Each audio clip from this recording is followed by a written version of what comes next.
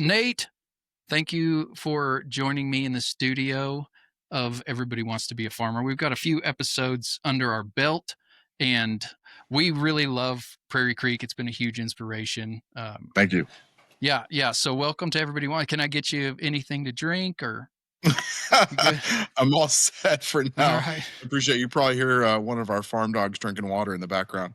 Yeah, that's good. You might hear I my office is in a tiny closet in one of the bedrooms of our house that my Oh, wife really? uses as a sewing room, and my 2-year-old daughter is on the other side of the wall that I'm facing. She just laid down for a nap, and she doesn't do that well. So you might hear a baby crying in a minute. So Okay, that's yeah, fine. yeah. So I'm so happy to have you. It's a huge honor to get some of your time today, and Well, the honor's mine. yeah, good. I'm excited for our listeners to kind of hear a little bit more about Prairie Creek. The first time I heard you talk about what y'all were doing was years ago. You were on the Pastured Pig podcast, Yeah. and I think y'all had basically just gotten started. You were maybe 2 years in or something, maybe not even that far in. Um, but the way that y'all started your farm sounded exactly the way that my wife and I kind of started. And to hear kind of where you had started and gone up to that point, kind of, I love Will Harris says in his book, he says that balls outweigh brains. And it's my favorite quote out of the whole book. I agree And with that. Yeah. uh, y'all's story kind of gave us the balls to do this thing. And so, like, would you mind just kind of sharing how this all started for you? Sure. So as you may know, I don't have any ag background at all. I am a city kid from the San Francisco Bay Area. That's where I was born and raised. I moved to Oklahoma for college back in 2006. And stuck. I loved Tulsa. I loved the people here, and I made a ton of really great friends. And when it came time, once I graduated college, it came time to go and look into, maybe moving back home. It was so cost prohibitive, and I had made so many friends in Tulsa that I just stuck around here. I got a job in healthcare. Subsequently, my entire family over the last 10 years has moved to Tulsa. I'm one of 6 children. My mom is here, aunts and uncles, cousins, various in-laws. Everybody's here now. Oh wow. Anyway, so in 2012, I dipped my toes into healthcare, and I got involved in healthcare on the business end of things. I don't know if you're familiar with Lean Six Sigma or process improvement. Basically, I was a project manager in healthcare, started in oncology, and then kind of worked my way into a job traveling around the country teaching hospitals how to be more efficient. So part of my job is I would do time studies, and I'd watch patients walk in to an emergency room and walk up to the front desk and then sit back down with a clipboard and then walk back to the front desk and then go back to their seat. And then they'd get called up and finally get moved to some sort of a waiting room where they waited for another 35, 40 minutes for a nurse. And then they'd have to go back to their seat with another clipboard and so on. And part of my job was to kind of identify why there was inefficiencies in various areas of the hospital and write down in my notes and then start building a project team to solve some of these problems. Well, part of my process is I would look for a root cause of a problem. So anytime you have a problem, there may be a simple cause to it, but you want to get down to the root. And when I had in my notes and I was watching these patients walk in, and I'm seeing 19-year-olds walk in with chest pain and 22-year-olds walk in with type 2 diabetes, and they can't breathe. And I wrote in my root cause on my notes that day. This was back in 2015. I wrote, root cause is everyone is so damn sick. Hmm. And I remember that night, I just couldn't get it out of my head. I think there was a mixture of emotions with number one, am I really doing anything effective here? And then number two, what is really wrong? And then that led me to some YouTube videos about what's wrong with the food system. And I fell upon the omnivore's dilemma. And I had This time in my life, I was traveling like every week. I was on planes and in hotels, so I had all the time in the world to download audiobooks. And I downloaded The Omnivore's Dilemma by Michael Pollan. Great book, which I think ended up turning into a movie. But he was very involved in Food Inc. And then I had never, mind you, I had never ventured into where my food comes from. I was an avid grocery store shopper. If it looked good and the price was right, that's what I bought. That's what I cooked. That's what I ate. Right. Um, and Josh, the best way to describe it is I just got immersed into what's wrong with the food system. And then that led me to farms that are doing something different. Hmm. And with no background at all, I can't express to you how interesting I found it when I found Joel Salatin and started listening to his books. And the first one I listened to was Folks, This Ain't Normal. And it's Mhm. really his monologue, if you will, about what is this country become as it relates to food. And I don't remember if it was in his book or in another one I read, but there's one quote that kind of burned into my mind. And it said, the sum of our agricultural involvement, our meaning American humans, the sum of our agricultural involvement has been reduced to the beep that we hear as our meat slides across the cash register lasers. Hmm. And that really stuck with me, so much so that when I got back to Tulsa from one of my trips, I told my roommate and close friend at the time, his name was Peter, and I said, Peter, we had to go move his grandparents out of their house in Dallas, about a 4-hour drive. And I said, Peter, we're going to listen to this audiobook. And when we get back, you're going to want to start a farm. And we listened to, I think it was one of Joel Salatin's books. And by the time we got back, we had found 10 pigs on Craigslist and had started watching some YouTube videos on how to run electric fence.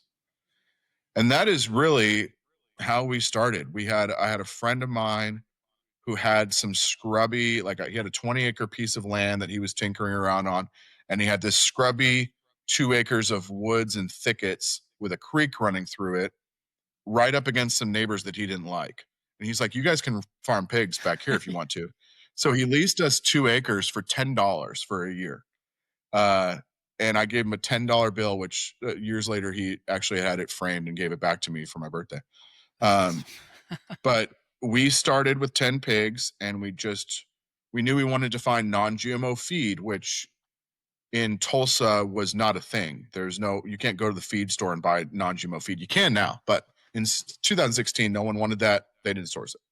So we drove to a Amish feed mill in Missouri Hmm. to go, which from our farm is about 5 hours away, to go and buy a pallet of pig feed. Right, mind you, we had jobs, and so we were coming out of pocket for everything. I know what that's like, and and we didn't think about really anything other than the task in front of us. So we didn't consider like where will we put the pigs once we get them butchered. We don't have that much freezer space. Like these things, that first year was pretty wild. We had like I'd still had my office job and I'd get a phone call that the pigs were out, and if I was in town I'd race over there. If I was out of town, Peter would race over there, and I'd be chasing pigs through a neighbor's property for 45 minutes wearing slacks and dress shoes. Um and then once we butchered those first, I think we butchered 4 or 5 at the beginning. This was probably summer of 16. And we just sold meat to friends and family. And by this time, everybody knew we were trying to be pig farmers, right? So the word was out. And of course, everybody wants our first pound of bacon we bring back. And so Yeah. we sold out of bacon in about 5 minutes, I feel like. And then uh, we started trying to hawk the rest of these pig parts. And we had ham steaks, things I'd never even heard of before, we had in the freezer, right? And we were buying used freezers on Craigslist. This is before Facebook Marketplace. And the freezers were breaking, and then we were shoveling. We bought alarms for our freezers, and they were so tight with meat. We took ratchet straps and wrapped them around the freezer and would ratchet the freezers closed to try to keep our meat cold. Um, and we just kind of limped through, and it was fun. We would have a blast with these pigs. We'd go out and check on them and tinker with their water or their fence, and we were all pretty handy. So we all knew our way around a pair of tools, and we got pretty familiar with T-post drivers. And again, these are all things I'd never done. Right. Yeah. So I went from never doing anything to driving T-posts. And then I was a frequent flyer at Atwoods and Tractor Supply, and then really learning the species. And then came the fun part, which is learning how to run a business Mm. and learning how to sell inventory and to greet people at the farmers market. We started farmers market in 2017, and by that time Jason had come on board. So it was me, Peter, and Jason. Um, we started at the farmers market, and we did great down there. Um, Tulsa Farmers Market is a huge market. It's the biggest and the longest running in the state. Okay. And we were welcomed with open arms, and we just crushed it. And I think week 3 of the farmers market, we decided we need chickens. And because we were selling so much bacon and sausage, we could sell so many eggs. Everybody at the farmers market was out of eggs by like 9 a.m. So we're like, we could take over the egg demand, right? We were super ambitious. And so we got 100-day-old laying hen chicks. Mind you, we never farmed prior Yeah. to Yeah. this.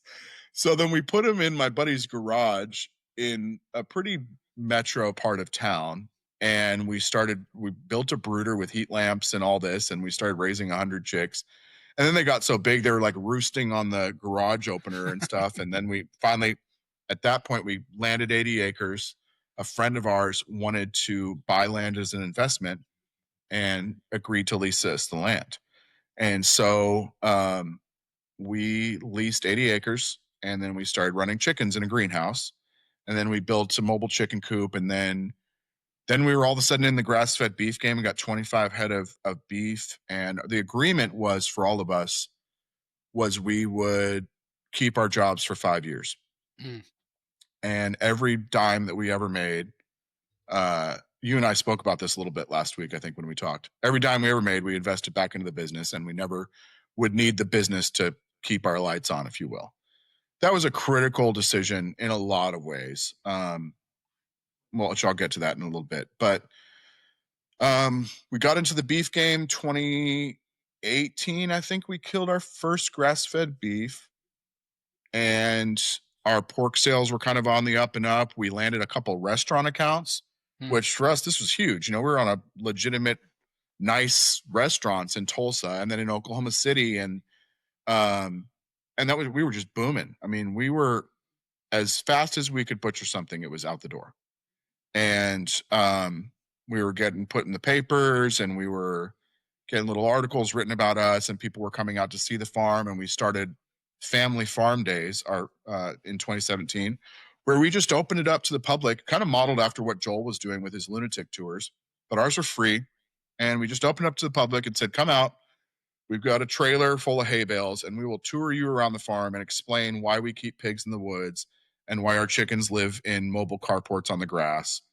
And that, mixed with the big restaurant business, kind of put us on the map, where we went Mm. from, people always ask when we started our business, I say 2016, but we didn't become a company till 2018. Mm. And where people started recognizing the brand and trusting us to feed their family, which is the most important thing. We Over the next few years, we just kind of kept growing significantly, unsustainably growing 60% more every year or 150% more every year. We were just, Mhm. every dime and every moment that we had, we put into the farm. And it was awesome, but we did nothing else for years. And Peter, the who started the farm, he unexpectedly passed away in 2019. Just fell asleep one night and didn't wake up. Mhm. And to be honest, I think that no one wanted to say it out loud, but I was pretty sure that was the end of Prairie Creek Farms. At his funeral, I was very optimistic when I was speaking in front of everybody about how we would continue. But I think in my heart, I just didn't see a way. He was such an integral part of what we did out here. And um, yeah, I could talk this whole thing about Peter, but um, miss him all the time. But we carried on, and we found some incredible additions to our team. And without belaboring the point, fast forward to today, We are managing 280 acres of pasture and woods. We butcher about 500 to 600 hogs a year, all pasture raised. We mill our own corn-free, soy-free, GMO-free feed here on site. We did 16,000 pasture-raised broilers, meat chickens this year. Grass-fed beef, close to 100 head. And then we currently on the farm, I think we've got 2,500 laying hens. Man. And then 600 turkeys that we just finished selling last Yeah, week. y'all just got rid of a bunch of those. We did. Yeah, it was our biggest turkey flock and honestly most successful flock that we've had, which I don't know if we have a segment dedicated to turkeys, but they're a real treat to raise. But I've heard they kind of actively pursue death at up yeah, until a certain age. they have some dark thoughts when they're really little, and they just kind of look around for ways to die. From the moment you get them until about 3 weeks, they kind of decide that life is worth living, but 5 weeks is when they have enough intelligence to actually, Avoid death. exist. Yeah, I don't know how wild ones make it in nature, but um, we we battled turkeys. I mean, they really like if they see something hanging from the ceiling, they will just jump at it all day until they either break their foot or they finally get close enough to it to lock their head in it to hang themselves. If they see a dark corner, they're going to go in that dark corner and then their friends are going to be like, what's he doing in there? I want to go in there too. And then they just pile in there until the bottom ones are dead. It's fascinating, but we've kind of dialed it in this year. We switched from a broad-breasted white to a broad-breasted bronze, which is more of as is crossbred with a heritage breed turkey, and we have had tremendous success with those. And so it's probably a combination of experience and maybe a little bit of a hardier breed. But we started 600 and we butchered 530, which if you've ever raised pasture raised turkeys, those are pretty good numbers. That sounds like Um, pretty good numbers for broilers. I mean, yeah, it honestly, is. like that's pretty Yeah, good. yeah. So right now, we have a team of 10. We've got a couple other part timers that do some driving for us, but we've got a team of 10 out here. I'm now full time on the farm as of 6 months ago. So remember, I said 5 years. Oh wow. Actually, it took me 8.5 to quit my job. But it's the best thing I've ever done. And the fact that we have thousands of families that shop with us here is very rewarding. Well, and I think I want to talk about Pete's Market in a minute for Yeah. sure. And I would honestly love to spend an entire hour episode talking about Peter. Yeah. Uh, A just legend. yeah, and you and I have spoken a little bit about him when I visited the farm, but I, Pete's Market is uh, I'm assuming kind of like y'all's tribute to Peter. Yeah. Um, and one of the things that I don't know how accurate social media is, but what it looks like on Instagram from our perspective is that uh, you need to know this if you're listening. Prairie Creek Farms is not really close to Tulsa proper. Like it's a bit of a drive to get to y'all's farm. Yeah, Uh, it's about 30 minutes from Tulsa, an hour from Oklahoma City. Yeah, and y'all it seems like, y'all are just it's it Pete's Market does very well with traffic. Like, Yeah. people show up, they take the trip out there to support Prairie Creek Farms, to support a better way of raising food, uh, and when y'all opened that, I mean, it's not even a year yet, right? Yeah, we just actually hit a year. We opened actually on the 5-year anniversary of Peter's passing, Mm. which was October 19th of 24. Was that a goal? Was So that intentional? it wasn't. We were supposed to open that previous May. You know how Mm, construction goes though. I yeah. mean, there was every problem we could have had during the construction time we had it. So we finally, it was getting closer to the fall. We wanted to open by May of 24, the summer, and then all of a sudden we were like hitting August, and then we were rounding off some things, and I was just like, you know what? Why don't we just wait until October 19th? That landed on a Saturday. We can have a big blowout thing, and then everybody, as soon as we said that, everybody was like, "Yep, we have to do that." So that's what we did, and it's for those of you who are listening, we opened a farm store on our farm, um, really tucked in the pig woods. I mean, we had pig paddocks in these woods 2 years ago, and then last year we opened a store in those woods. And we kind of built it to solve multiple problems that we had. Number one, we had all these events, which our family farm days that I mentioned earlier turned into 400 plus people would come out here with their Oh, kids, man. and we'd be giving tours all day, and we'd be selling burgers, although we weren't licensed to sell burgers. We were doing all sorts of crazy stuff. And so we wanted bathrooms. We had one bathroom on the whole farm, right? And so we were bringing in porta potties, and I was like, "This is just getting absurd." So we wanted bathrooms. Number one. Number two, we wanted a place for people to land. Mm. At the farm prior to building our farm store, we had our shop, which is what I'm in right now. We have a little living quarters, about 900 square feet, built into the corner of the shop, with a kitchen and a bathroom. But other than that, if we had people come in from out of town, which as we became more well known, people started coming in, and we didn't have a place for them to land. When we had farm days, we would just set up our farmers market display Mm. with our trailer and our tent, our table, and we would sell them meat. But if people just ventured out here on a random Saturday, we had no way to like ring them up. We had walk-in freezers. I couldn't very well send a mom with her stroller into our -10-degree walk-in freezer, right?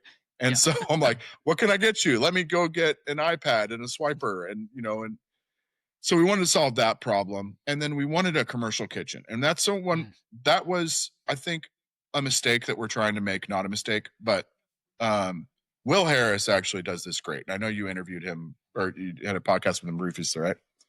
So Will, I should have followed his advice, but Will skipped building the commercial kitchen when they built their farm store. Instead, he brought in a food truck, and I think now he has 2 or 3 food trucks out there. So the farm store takes the orders and has the chairs, and the food trucks prepare the food. It is so much cheaper to get a food truck licensed to sell hot food than it is a commercial kitchen. I mean, by an order of magnitude cheaper, right? Oh, I can't even So I anyway, can't even imagine. all that to say, we spent more money than we had to build a commercial kitchen in this farm store and then get it licensed and then the fire marshal, right? Mm. And so we got all that done, and yeah, people started coming out before we even licensed the kitchen. We opened kind of phase one, which was bathrooms have flushing toilets and our farm store is stocked with food, and people came out in droves. And then it was like farm days, which we would sell some groceries at farm days, maybe a couple grand. Farm days became like a kind of lucrative event because now we Mm. had this store, which we had to stock full of expensive inventory, right? But we started actually seeing money come into the farm from this venture. And that was very encouraging because that was, you know, it was expensive. And that's actually the first time we ever financed anything on the farm. And so, Mm. like I said previously, where we kept our jobs, um, we never took a loan for anything. And so, if you were to come out here right now and you see all these buildings and silos and tractor, whatever, we built this over years of working for free, essentially. Mhm. So anyway, yes, to your point, Pete's Market was absolutely named after Peter. We had toyed with a couple of names actually when we were in the construction process. But once we decided to name it after Pete's, or someone mentioned naming it after Pete's, we all just kind of got stuck on it, and that's what we called it. And Peter's Market didn't really roll off the tongue, so it's Pete's Market. And then yeah, it's kind of perfect because Peter was a big guy standing in the middle of the pig woods. He's 6'3", 350. And so now we have a big Peter standing in the middle of the pig woods. And we have great food and great coffee. And now we serve breakfast out of there 4 days a week. And um, it's been uh, it's been a learning, like anything else. It's been a learning opportunity for all of us. Running a farm and our home delivery business is the biggest part of what we do. Running a farm and a home delivery business and social media and all that, it's very separate than running a grocery store and a breakfast joint. Mhm. I mean, these are different skill sets, and we didn't really realize that. But we've got a great team, and we are learning every day how to be better farmers and then how to run a grocery store. Yeah. Man, yeah, that just the learning, I mean, as a first generation farmer, just learning how to be a farmer sounds like, I mean, well, it doesn't even sound like it. I'm saying this from direct Yeah, you know. experience. It's plenty. And then Yeah, you had a grocery store and a restaurant. right. That's quite a bit. Yeah. Um, yeah, I don't want to talk too much about white oak pastures while we're talking about Prairie Oh, Creek, we can but talk about White Oak and Will all day. dude, I did a CFAR workshop in September, and I don't know what day of the week they always serve oxtail, Oh yeah, but the food that they prepare in those food trucks is insane. yeah. It's insane. Well, We've got rest. they've got a staff of like 110. I think the last time I talked to him, I just saw Will again a couple month or two ago. I was in Washington D.C. Yeah, I think they're running. When I was there last, they were at like 110 or 120 staffers, and they're in the middle of nowhere. yeah, So it's Will and I crazy. have talked in length about the fact we're so close to Oklahoma City and Tulsa. That's 2.5 million people within an hour of the farm, right? He out in Bluffton, Georgia, is 3 hours from a metro, maybe two and a half. And so all of his product that's going direct to consumer, he's shipping. Hmm. And there's benefits to both, but back to the food that he prepares, a lot of that food is just going to feed his staff. So Hmm. his staff doesn't there's really only like a gas station and maybe two restaurants within 10 miles of that place. Yeah. And so he's got if you go there, I spent a 3 or 4 days there 2 years ago, year and a half ago. And if you go there, you can stay on farm. They have a trailer place, they have a couple of Airbnbs. And then if you just go there during the day to eat, it's just their staff running around and then various visitors to the farm. And it's really cool because what you can end up doing is just hanging out and having lunch or breakfast or dinner with the crew that works there every day. And Yeah. they've got some absolutely amazing crew over there. It's incredible. As a little regenerative farmer, it's like living in a dream to visit White Oak Pasture. Yeah. It's an incredible spot. Yeah, it is. Uh, Back to you. Uh, I'd love to hear. So y'all started with pigs, Yeah. and then you moved into laying hens. Mhm. Um, I'd love to hear, like, those two are kind of easy to get into. Like getting buying. Yeah. I advise up and comers to start with pigs and laying Yeah, hens. yeah. When we visited you, so if you're listening, uh, you don't know this yet, but you're about to. The first time I met Nate, we were on our way home from Michigan. We do a family trip to Michigan every summer, and we had just heard about Prairie Creek Farms. We were obsessed with learning everything we could about it. So we stopped to visit and talk to Nate on our way home from Michigan. And when I got out of my car and shook Nate's hand, the first thing I said was, "Hey, man, I just quit my job and we're starting a farm." And That's it. uh, Nate didn't wince. He didn't visibly wince. Physically, yeah, Uh, yeah. but the longer that we've followed y'all, the more I just imagined kind of what was going through your head when we said that. But on that trip, um, we were dead set on starting our farm with broilers, and you were like, "Dude, don't Don't do it. start with broilers." And so I'm such an you're, encouraging guy, aren't I? you I'm just know, like, nope. No. yeah. In the interview with Will Harris, he said, my family gets on to me because they tell me that I'm trying to. I seems like I'm trying to scare people off from this thing. Yeah, And he was like, "I'm not. I just want people to see the reality." And that's one thing that I've appreciated about the way that uh, y'all have communicated to other farmers, that you do want to see plenty of other farms just like yours, and just like maybe even bigger, or whatever. But they're like the reality of, like, dude, this kind of, it's amazing. It's really like a dream come true to do this, yeah. but it also is a nightmare all at the same time, and you have to be ready for that. um anyway, that was a tangent. I'd love to talk about how you got into cattle. um the area that JC Acre operates in, I don't know if it still is, but it used to be the beef capital of the world. Hereford, Texas, is like the most densely populated portion of the United States of feedlots. There are feedlots everywhere. Um, There's one half a mile from our farm. Uh, and cattle, it's kind of a tricky thing for a guy like me, first generation, didn't grow up, Yeah.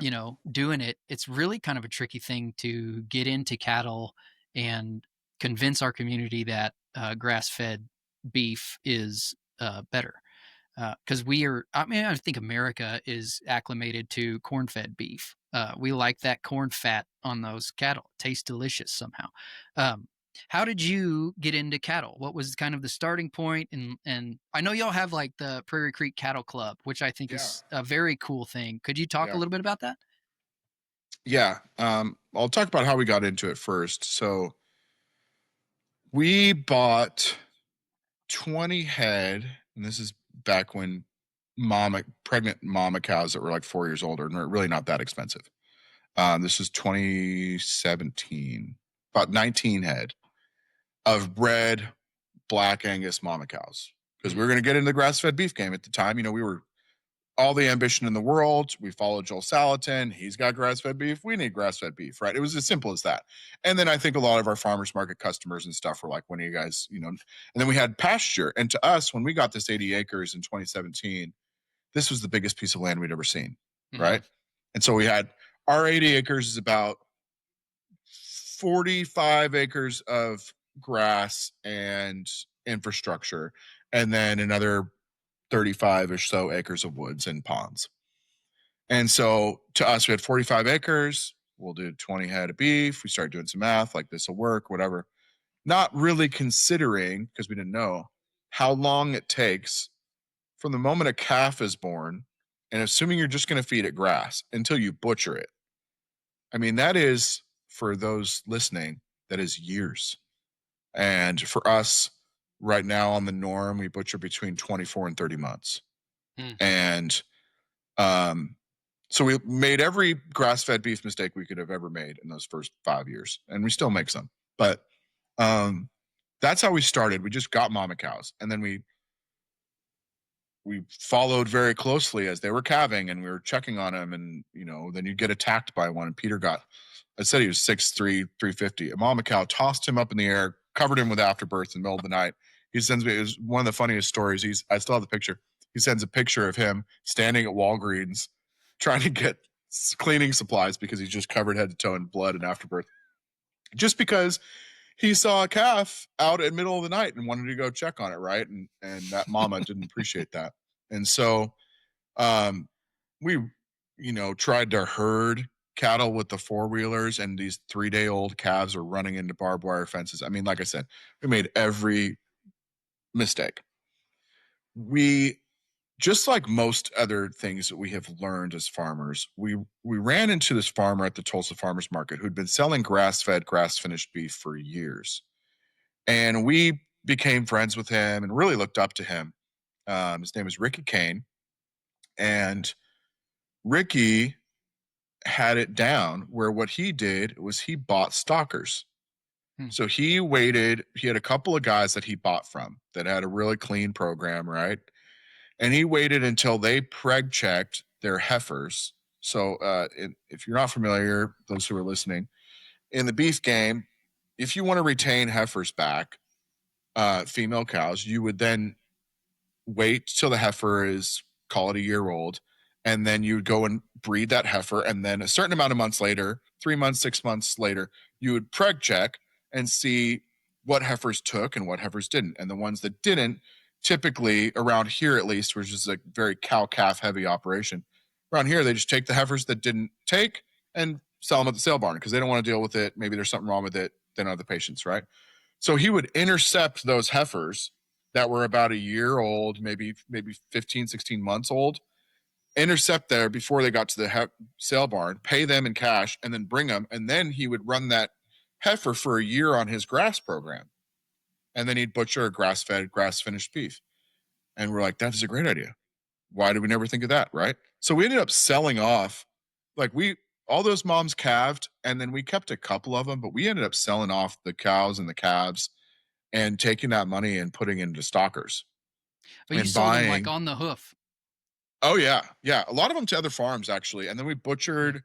We butchered a couple of the mamas for ground beef and sold her calf, and we kept a couple of the calves. But yeah, we were all of a sudden like the cow calf game didn't make sense for what we were doing. And Mhm. then once we got into it, we realized well, Joel Salatin's got a breeding herd, but the majority of the stuff he butchers is stalkers.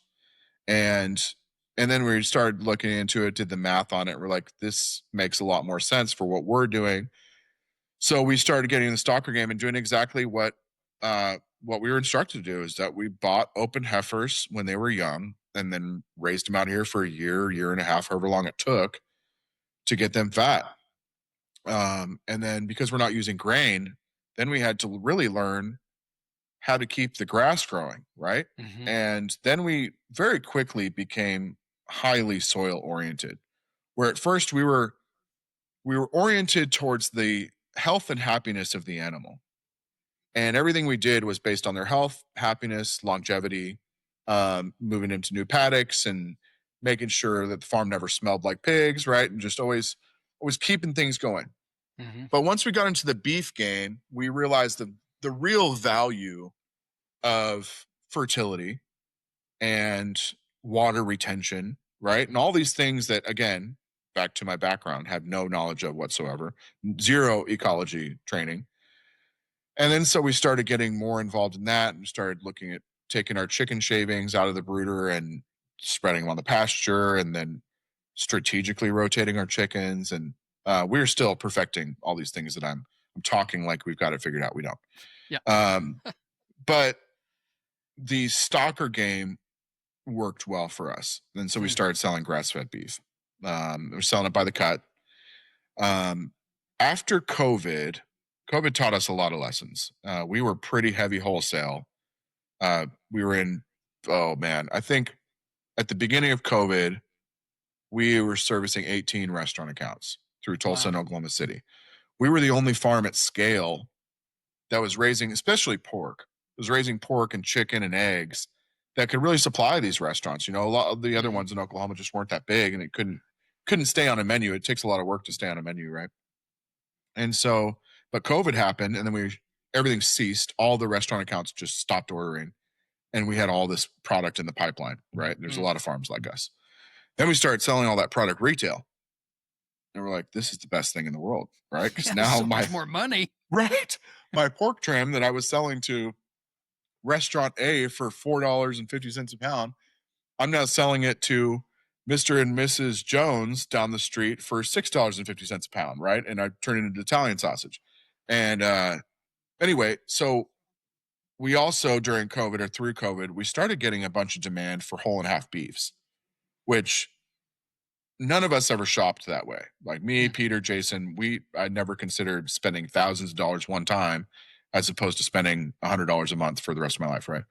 And so um, we had this idea based on something I had seen actually out in California a long time ago, and that we would start a buyers club. And I mean, we really hatched this up on the back of a napkin over beers, you know? And we were going to start a buying club in which people could buy into the club by buying a half or whole beef from us.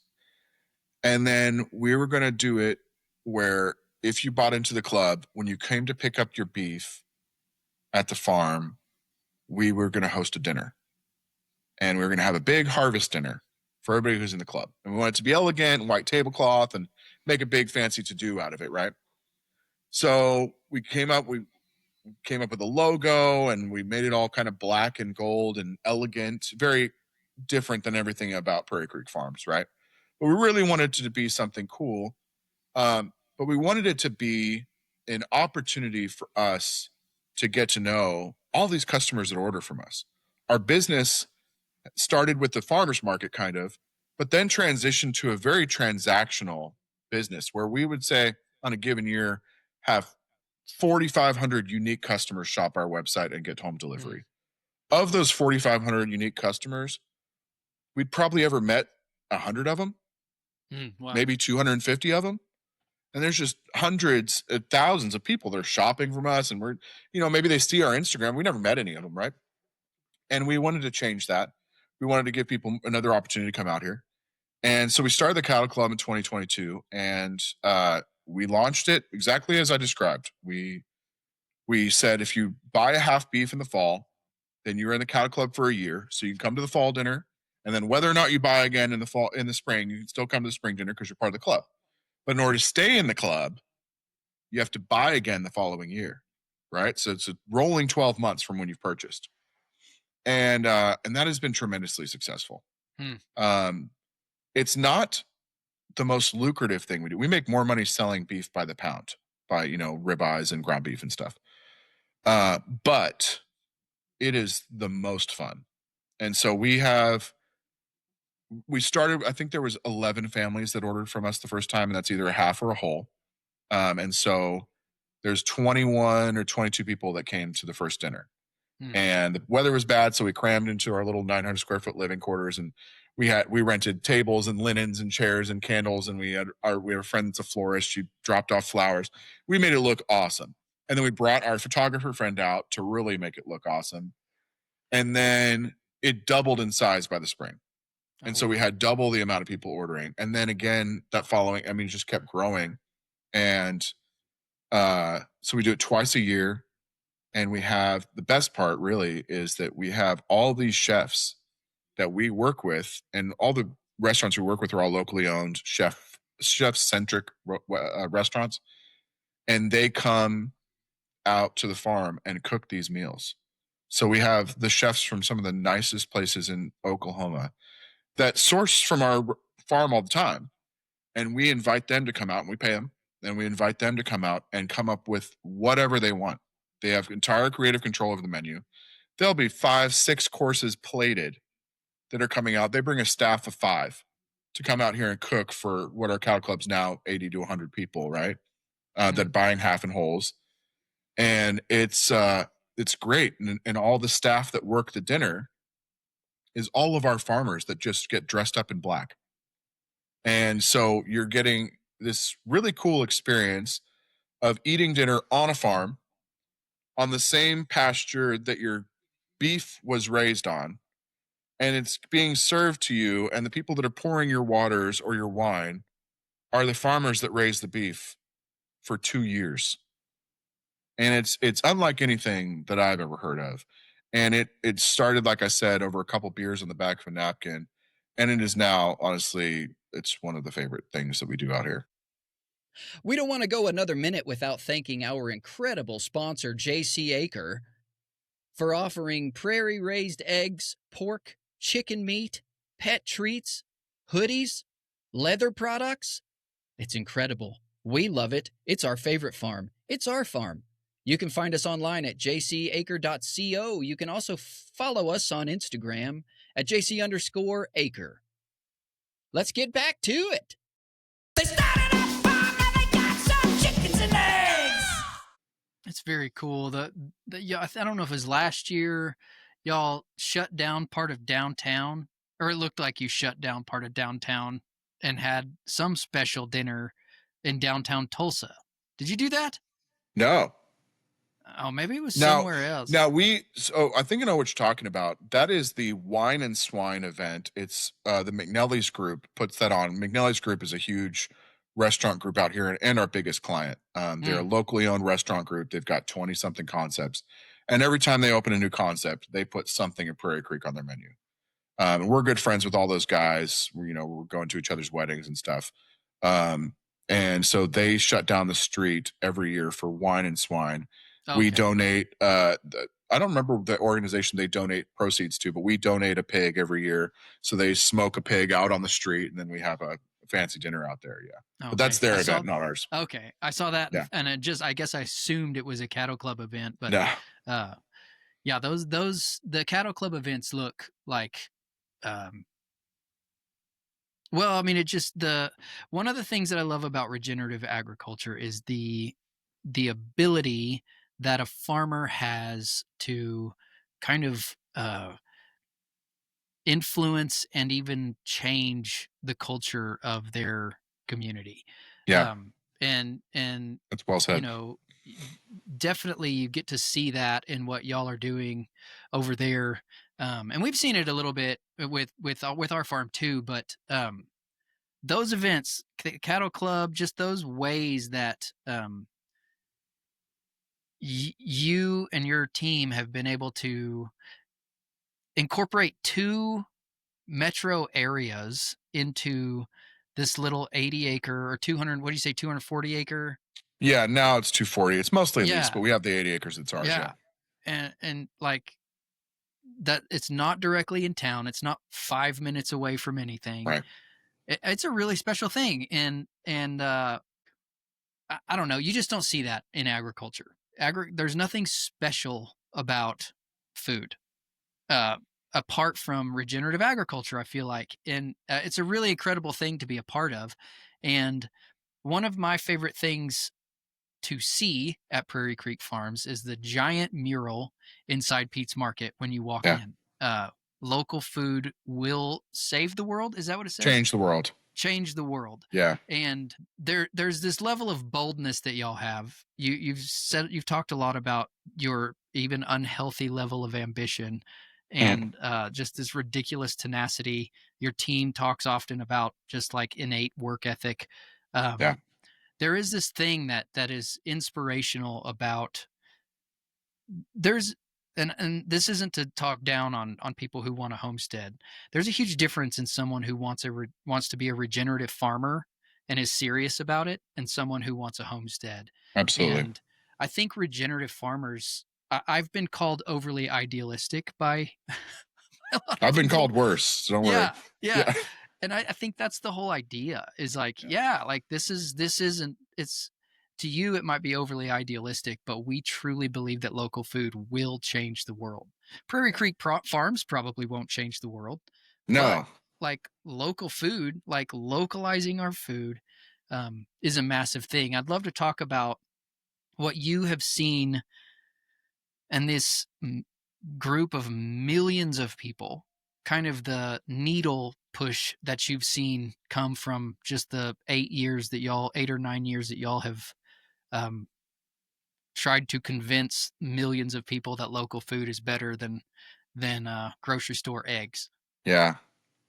It's, you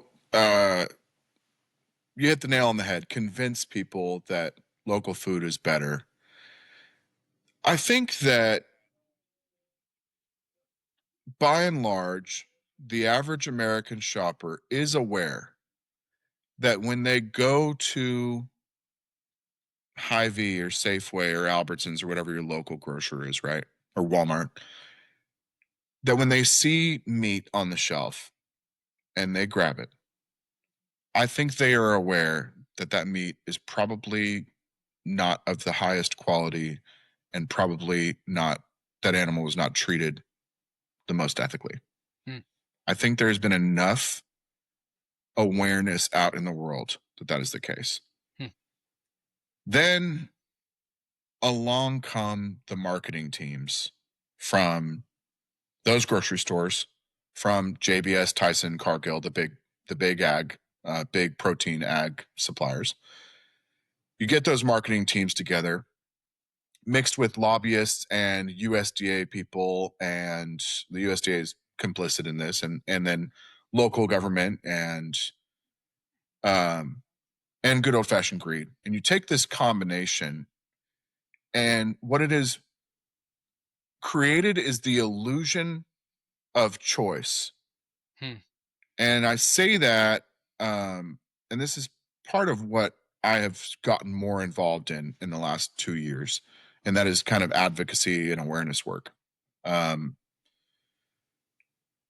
The average American shopper thinks that if they go to Walmart, there is this level of product, but it's cheap.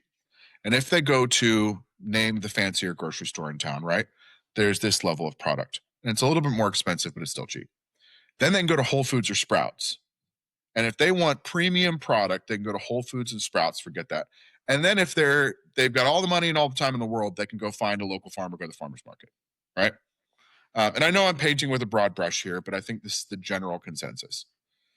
The reality is all of the meat products in all of those grocery options that I just mentioned are by and large identical.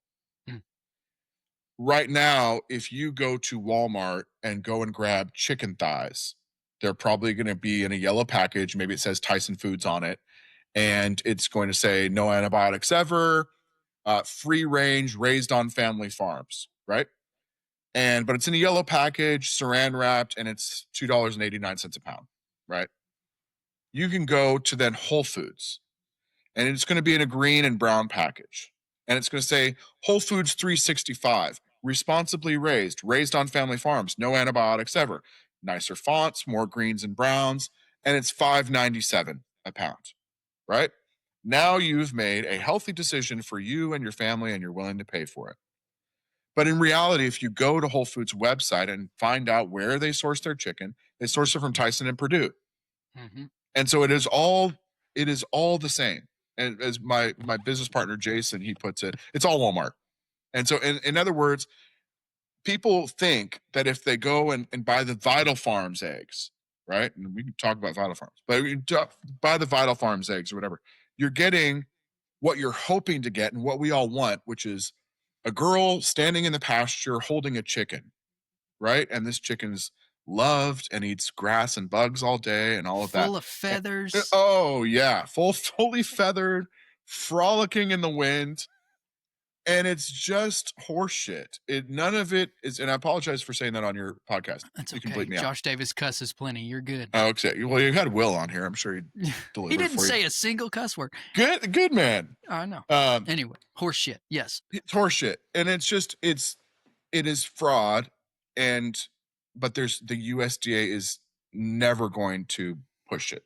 Mm-hmm. And so there's certain rules, but in reality, there's just not enough rules to keep the marketing teams at bay. And so right now, I explained this to a customer just a couple weeks ago.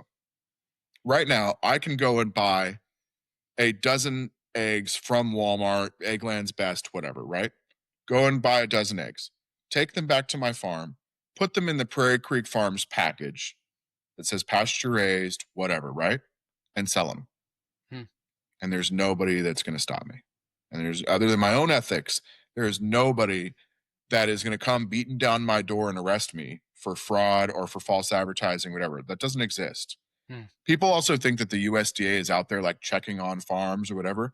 The USDA and the FDA and all that, they are present at slaughter. They are not in the farms unless there is a humane compliance complaint filed. They're not in the farms checking on the well-being of the animals at all. Zero. They are at the processing plant checking the organs of the animals to make sure they don't have disease. And even then, they're not thorough. And so I think that, I don't even remember what your original question was or how I got here, but no, I like this. It's answering it. Okay. I think that's where we have come as a society, is that we have trusted that what we see on the package is what we get, right? We're, as Prairie Creek Farms and all of these other regenerative farms that have popped up in the years and are continuing to grow, and there's farms that are way bigger and way longer lasting than we are. And everybody's trying to fight for the same thing, and that is transparency. And we are all trying to show people what food is and what it looks like. And there's people that come out to the farm that didn't know that a ham was a part of a pig. They just thought that was its own separate creature, but never really thought too much about it. Right. Or that, and you see a kid's eyes light up when they go and we let them get an egg out of the nest box and they see the chicken hop out of the nest box too, and the egg's warm. Right. And like, this egg's warm. They can't fathom a warm egg because they've only ever held a cold one. Right. Yeah. We're trying to bridge that disconnection there. And the work that Will and Joel and a lot of the other advocates that have made their way to big podcasts and stuff like that, the work that they have done has significantly improved our ability as Prairie Creek Farms here in Tulsa to reach the consumer, because now the awareness is growing and more people are onto it. And in the last election cycle with RFK and Make America Healthy Again, there was some, I would say, some more positive press towards regenerative farming than I have seen in years to come. But as regenerative farming gets more and more popular and mainstream and the demand grows, big ag will find their way to ruin it Yeah. every single time. Yeah, and I mean, it's it's it's discouraging sometimes to see even regenerative agriculture as a term doesn't really feel to like it carries as much weight as it did Well, a, all the a farmers while that do ago. what we do, right? They used to say free range, but That's then exactly right. that got stolen. Yeah, And then now means free nothing. range, the USDA defines it as like a certain amount of square foot per chicken, and they Hmm. have to have like screened in porches that they open or something like that, right? Yeah, Where it's not what people imagine free range is, and the USDA yeah. knows that, the FDA knows that, the Department of Justice knows that. Hmm. But Well, and pasture raised is the same thing now. yeah, It's absolutely. like access to pasture, but Yes. no access to the door that leads to the pasture. Yeah. Really, You can uh, put 40,000 birds in a barn, and as long as you leave a door open, Vital Farms is great at this, right? So you leave a door open, and then you section off with some fence a portion of pasture. Even if a chicken never steps foot on that grass, those are now pasture raised chickens. yep. Yeah. Yeah, it's crazy. Uh, yeah, I think that really does answer the kind of local food question. I think is that our work a lot of times is to help shine a light on these dark little corners of marketing Yeah.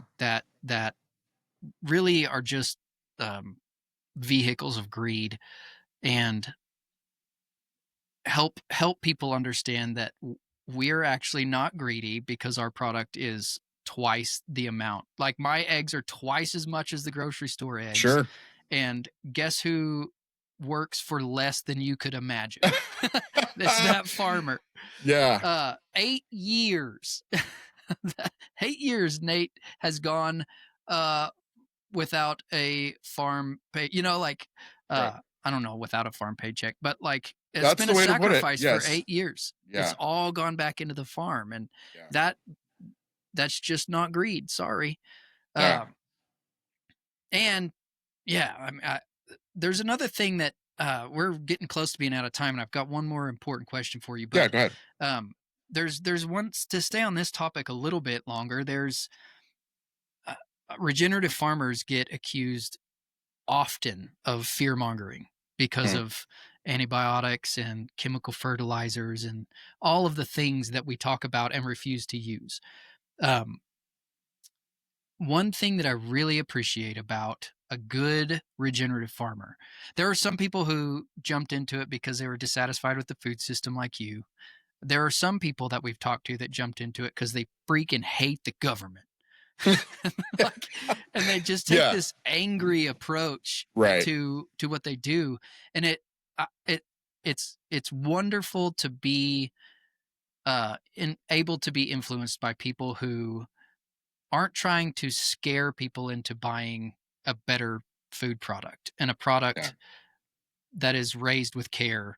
It's really wonderful to follow the lead of people like you and people like Joel Salatin and Will Harris, who it's basically preaching the gospel of better food. Like, this is good news. It's not Yeah. scary. We're not trying to scare you off from anything. This is Yeah. good. It's good news that we have to tell you about. And that's And to huge. your point, Josh, I will say, because I know there's a lot of up and coming farmers that are going to listen to your podcast, and I'm sure you're going to do very well at this. I'm happy you're doing this. No, thank you. To your point, this is good news, and this is good things that we're doing. Right? These are good things. I see a lot of up and coming farms, or even farms that have been around for a while, that really spend a lot of time publicizing the challenges and woes of being a farmer, Hmm. thinking like, I want the public to know how rough it really is out here. And I just had all my chickens die last night, or I just, my barn burned down, or whatever, right? And it's like they want the public to know the transparency, and I'm with that. But what are you trying to do? And I challenge farms with this sometimes when I see it, and because when we were younger farmers 8 years ago, there was a lot of farms around that aren't here anymore, and And I see a common thread is that farming became this self-sacrificing mission of which you were walking uphill in the snow both ways. And I'll never, I mean, farming is brutal, and I will never tell you it's not. But the reason that nobody wants to farm is because every farmer is telling their kid every day that we don't make any money and that I should have gotten a job in town and I spent more money fixing my hay baler than I did making hay this year, right? And if we keep talking like that, even if it's true, if we keep talking like that, then how are we ever going to change the world with farming? Hmm. We need to be the perpetual optimists in the food world while everybody else is talking about how bad it is out there. And that's what we focus on at Prairie Creek on our Instagram and Facebook and whatever, is that we are embarrassingly optimistic. Mm-hmm. And sure, there's days where I run the Instagram. I may say like, this day was death out here, right? But that's what we do. This is the job we chose. Nobody held a gun to my head and said, you can only do this. Like, most of our staff has degrees. Some of the people have master's degrees, and they choose to do this. There's more money to be made in town. We didn't choose to do this just to sit around and bark about how bad it is. Mm. So that's my Yeah, soapbox. dude, that's so good. And that's the name of this show. And I'll say this too many times. People are gonna get sick of hearing me say this, but I really wanted to name the show Farmer Shit. Yeah, You've heard the quote that everybody wants yeah, to be a cowboy till it's time to do yeah, cowboy shit. I, we named it Farmer Shit because that's how I feel almost every day. It's like yeah. this was a dream for me. It still is. But then the farmer shit kicks in, and I'm like, I don't think I want to do this anymore. Yeah. Like I We kind of have to like remind the ourselves all the time, like, I like this job. I want to yes, that's right. because it's a constant attack on your senses for sure. Yeah, but the more I thought about naming it, everybody wants to be a farmer. The more I kind of realized that I actually kind of believe that. I think I do that too. at our core, like we were designed to care for this planet that we live on, and in some way there is the possibility that every single person can participate in this. Whether you get to be a farmer or whether you work in healthcare and you're a project manager for efficiency in hospitals, Yeah. there is a way to participate in the care of our livestock, the care of our land, and the care of our community through food. And Amen. we've covered that in uh, the way that you purchase food, understanding where Vital Farms eggs actually come from, knowing your farmer. And so, yeah, it's what the name of this show is everybody does want to be a farmer, and it's positive. There's nothing in life that is nothing good. This is such an obvious thing, but nothing good comes easy. Everything that is good comes at an insane cost, and uh, it's up to us to decide where we're going to invest the difficulty, the work Yeah. that we put into it. Anyway, super encouraging, freaking talking to you. What we've covered, obviously the everybody knows who's the most inspirational to a lot of us. Who are some farmers that you find to be the people that you want to be at their heels Yeah. as you move Prairie Creek Farms forward? That's a great question. There's some local guys that Will, obviously, I love Will. I could sit and listen to Will talk Mm. all the time, right? And I really, every time I get the chance to hang out with Will, I take every minute I can. And it's not that Will is an amazing, like, just this amazing rancher, farmer, or anything like that. Will understands the community aspect of farming Mm-hmm. and what he's done for his town in Bluffton, Georgia. I really admire that about him. I think he's a great man and a great example as a leader in the agricultural space. There's a guy by the name of Greg Gunthorpe up in LaGrange, Indiana, I believe he's in. I talk to Greg periodically. He is very active if you're getting into farming, join all the farm groups on Facebook, because the wealth of knowledge. There's a bunch of pastured poultry, and there's pastured pigs, there's farm builders, Jordan Green out in Virginia. Greg Gunthorpe is very active on those things, and he's just an open book of all he's doing is helping farmers every day. And he runs a massive pork operation, has his own USDA plant, sells to Disney and Skip Bayless and stuff like that. He's a huge resource. There's a guy who I just met by the name of Kevin Fulton, who I met him in Washington, D.C. We were out there for a farmer lobbying thing that we did. And he is a huge resource in terms of organic crop farming. So corn, soybeans, like traditional crops, but doing it organically and responsibly. And he's got, I think he said every single continent has people from every continent in the world except for Antarctica have flown to his farm so he could like walk them through it. And he's got an amazing story. He's up in Nebraska. There's pasture raised chicken guys, Joe Coopson. I don't know if you're familiar with Farmer Joe. He's now wholesaling chicken to White Oak and to Seven Sons, and I mean massive pasture raised. And he's figured out a way to scale the hardest part of this business, which is pastured meat chickens. He's found a way to scale it and support farms who are really great at selling chicken, but maybe haven't wrapped their head around how to profitably raise it, right? Which, to be honest, is tough. And Joe is meeting that demand. And very, very impressed with Joe and what he's doing out there. I mean, I probably have a list of 40.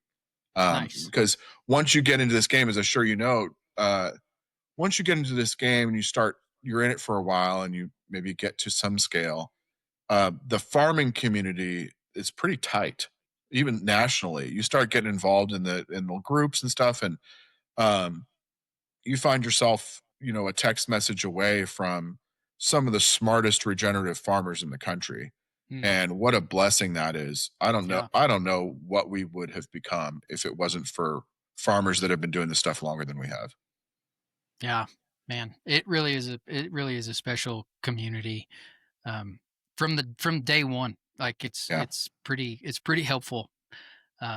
Man, dude, like seriously, thank you so much for your time. I have a question for you. Yeah, please.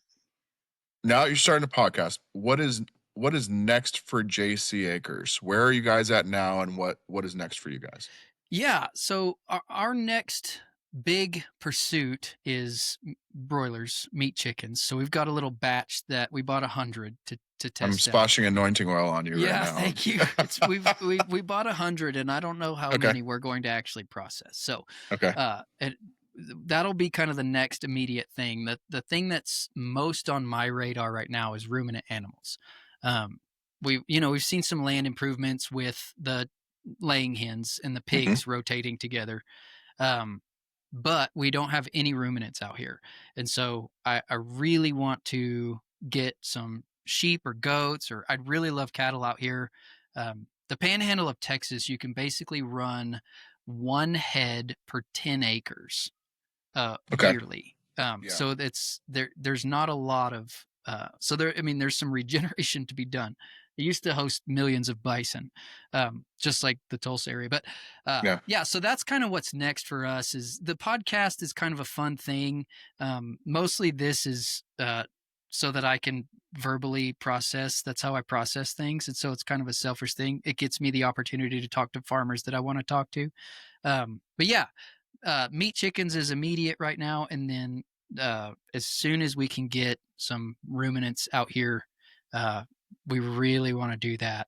And then, growing our egg demand is great. We do subscriptions, so we do home deliveries as well. Cool. People can include pork in those. So that's growing and that's good. It's one of those business models that doesn't really make any sense to anybody. Like making money on doing delivery, driving around. Yeah, farming this way, especially. Yeah. But anyway, that's kind of where we're headed. Anyway, Nate, it has been like such a privilege to chat with you. I would really love to talk to every member of your team in the future, but as we grow, I really do hope that we can stay in contact, and I can continue to learn from what y'all are doing, and I just appreciate your time. Thanks for being here. Happy to be here. Like, you could probably tell I love talking about this stuff. So, Yeah, it's um, great. yeah, I'd love to get more of my team members on to talk to you, and they might want to hear more about your story too. Yeah, awesome. Well, I'd love to share it. Take me back where I can see miles of dirt in front of me. Summer's hot and winter's mean. There ain't nothing in between. Hey, thanks for listening today. If you liked it, or if you think you might like it in the future, please click the subscribe button, click the like button, share it with your friends, share it with your mom. We'd love to have you along for the journey. We'll have a lot of guests in the future.